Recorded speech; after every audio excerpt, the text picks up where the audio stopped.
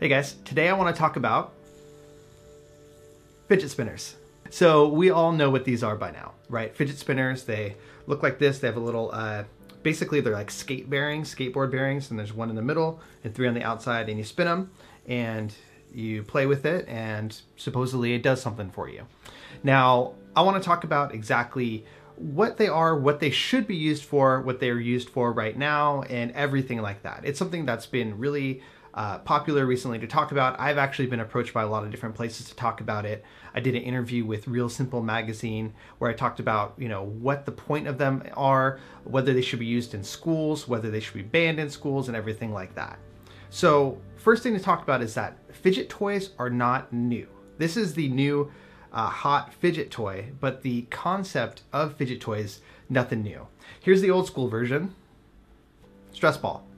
I use this all the time when I'm doing something on the computer with one hand. I usually have this in the other hand, just kind of, messing with it, keeping myself occupied. I have a kind of high level of kinetic energy sort of in my body. They tried to diagnose me with ADHD as a kid. I don't think that I had it, but I certainly had a lot of energy, and I would act out in class. I tap my hands like crazy. I still do that. Being a drummer, it's just something that I've always done all of my life. And, I fidget, whether that's bouncing my foot, tapping on something, playing with the pen, playing with the stress ball. I've actually never played with the fidget spinner personally until today. I went and picked one of these up from 7-Eleven, just the gas station, because they're at every gas station you can imagine now. But I really like it. It's something that's very satisfying and relaxing to me. But there are a lot of different types of fidget toys. The popular ones are these fidget spinners, and then also the cubes that were on Kickstarter, and now there's a bunch of knockoffs and stuff like that. But other old ones, in addition to the stress balls, would be things like Silly Putty. I remember in elementary school, there was a girl who had just a little egg of Silly Putty. That's what they come in, the eggs. And it's that stretchy sort of putty. And she would put it on her desk, just in a little glob, and pick at it. And that was to help her not pick at herself. There are other types where, for instance, there were these ones with mesh with a marble inside of it, and you just mess with the marble inside the little mesh.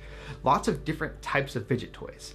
In fact, on my website, I have like a little resources page, and I listed fidget toys on there. Now, this was only about a year ago that I put that page up, and it was just an Amazon link to fidget toys. And it used to be filled with all kinds of different types. Now, it's all of these because they've become a fad. So let's talk about what fidget toys are used for. There's kind of three primary areas that they seem to be helpful. One is anxiety, one is ADHD, so attention deficit hyperactivity disorder, and the other is autism. So let's start with the last one. Let's start with autism. A lot of people, when I've asked on Twitter and other areas how these are helpful, a lot of people on the autism spectrum have mentioned that it really, really helps them out, because one aspect of autism is self-stimulating behavior. So you might have seen maybe an autistic child flapping their hands, playing with their finger in the light, obsessively picking at something or ordering and reordering something. Basically, these are behaviors that are just self-stimulatory, so meaning it gives them some sort of stimulation. Now, a lot of these behaviors, like the hand flapping or, maybe picking behaviors or things like that, they're not socially acceptable. You look at somebody weird when they're doing that, because that's just how our society, at least in the USA, that's how it's set up. So what fidget toys do for people with autism is it gives them a more socially acceptable means to self-stimulate. So instead of flapping their hands or doing something that's more obvious and more disruptive, they can do this and play with it, off to the side, or use their little cube or something like that, maybe even in their pocket for the cubes, and that can help them to channel that self-stimulation desire into something that's more socially acceptable. Now, for people with ADHD, fidget toys have been shown through research to be effective for helping some people concentrate better. The reason for that is, like I said at the beginning with myself, there's sometimes just kind of this high level of kinetic energy, and having some means to channel that is helpful. This is not something new, like I said. In addition to fidget toys, a lot of classrooms have maybe swing chairs or swivel chairs. You might allow somebody to sit on an exercise ball. I've seen desks that have little bike pedals, things that you do to help somebody get out some of that energy or redirect it so that they can better focus. Now, the thing with ADHD, attention deficit disorder, it's not that you don't have an attention span, it's that you have a decreased ability to focus your attention in the right place. That's why things like background noise, fidget tools, ways of letting some of that energy out actually help to focus that beam of attention. And so that's the whole point for a fidget spinner or some other fidget toy like that for ADHD. And for anxiety, there's a couple purposes. So one is something like a spinner. When you have this going, it's almost kind of meditative. It's relaxing to have it going, continuing to go. It's like a meditation bell. You know, you hear this gong and it fades out over time. It's kind of like that. So there's something sort of meditative and entrancing about it. The other thing is it also gives you something to do with your hands. So a lot of people with anxiety have tendencies to pick at themselves, to scratch, to tear up paper. Basically, it's just like this overwhelming sense that you have this buildup of anxiety inside you and you need to do something about it.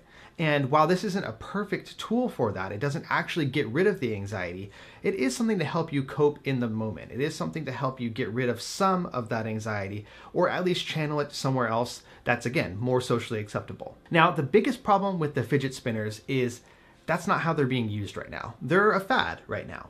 They're cool looking, they're popular, kids like collecting them. They've become like the next Tamagotchi. Some of you may not even know what that is, but it was a thing that was big when I was in elementary school. They're basically something that kids like to play with as a toy. Now, people ask whether they should be banned in schools. I think that they should be banned as a toy, but if they're used as a coping tool for anxiety, ADHD, autism, something like that, they should and need to be allowed. But the thing is, they need to be used the right way. Now, when they're used as a coping tool, for instance, say I'm using this fidget spinner for my anxiety. What I would want to do is practice using this as a coping tool. So it's sort of like a mantra or some sort of association that I have where when I go home, I spend a few times a week practicing my deep breathing while using this spinner, sort of as a meditation. You might use a candle to look into, you might use, an animated GIF to breathe along to, or you might use something like this as a reminder to take those deep breaths, calm down, relax. But the point is, you would not use this other times as a toy, just for the heck of it, because that decreases that association that you have with the relaxing element. So you only use it at certain times when you're training yourself to relax, and then when you're in school or work or any of these other situations, you use it as a coping tool when you need to, and not other times. What happens is kids use this in school not to relax, not to cope with other symptoms, but they use it to gain attention from other kids or as a toy, and that is actually counterproductive. So I think that they need to be allowed, but I think that they need to be regulated and used as a tool in the correct way. You need to train it as a coping tool, just like anything else, just like your deep breathing, just like your cognitive exercises, whatever coping tool you might have for your given issue, this is just another one of those. Now, it's gotten to the point where it's hard to make those calls because they're just so prevalent, these particular type of fidget toys. But fidget toys in general are not going anywhere. These are going to fade out. They're going to become less cool. Their kids are going to move on to something else. But there will always be a need to have something like this, or a cube, or a swivel chair, or whatever, to help relieve some of those symptoms. So I encourage anybody who is a parent or a teacher or somebody who deals with kids who use these damn fidget spinners to really think about the purpose of them. And if a kid needs it, they should not be robbed of their, access to it just because other kids who don't need it use them. So just some food for thought. Let me know what you think, and let me know if you have any questions about what I've covered in this video. Thanks.